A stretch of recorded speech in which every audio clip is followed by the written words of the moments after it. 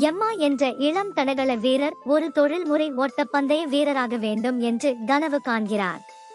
அவள் தனது முதல் ஜோடி ஓடும் காலணிகளை அமைக்கும் தருணத்திலிருந்து பந்தயங்களை வெல்வதிலும் மகத்துவத்தை அடைவதிலும் அவள் தனது பார்வையை அமைக்கிறாள். இருப்பினும் அவருடைய பாதை எளிதானது. அவள் பல பின்னடைவுகளை எதிர்கொள்கிறாள். அவள் ஒவ்வொரு பந்தயத்திலும் குறைவாக விழுகிறாள், காயமடைகிறாள். மேலும் அவளுடைய சில சகாக்களின் ஊக்கமின்மையையும் கூட சமாளிக்க வேண்டியிருக்கிறது. இவை அனைத்தும் இருந்த போதிலும் எம்மா விட்டுக் கொடுக்க மறுக்கிறார்.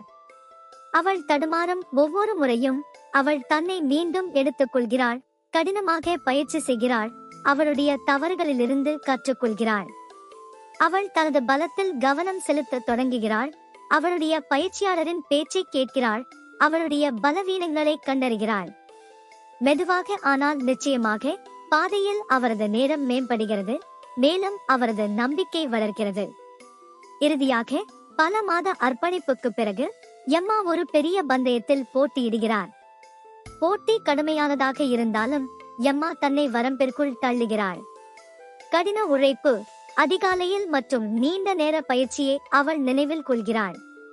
ஆற்றலின் வெடிப்புடன் அவள் முதலில் பூச்சுக்கோட்டை கடக்கிறாள்.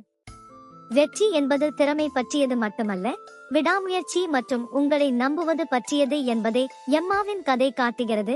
விஷயங்கள் திட்டமிட்டபடி நடக்காவிட்டாலும் கூட அவரது வெற்றி ஒருபோதும் கைவிடாத சக்திக்கு ஒரு சான்றாகும்.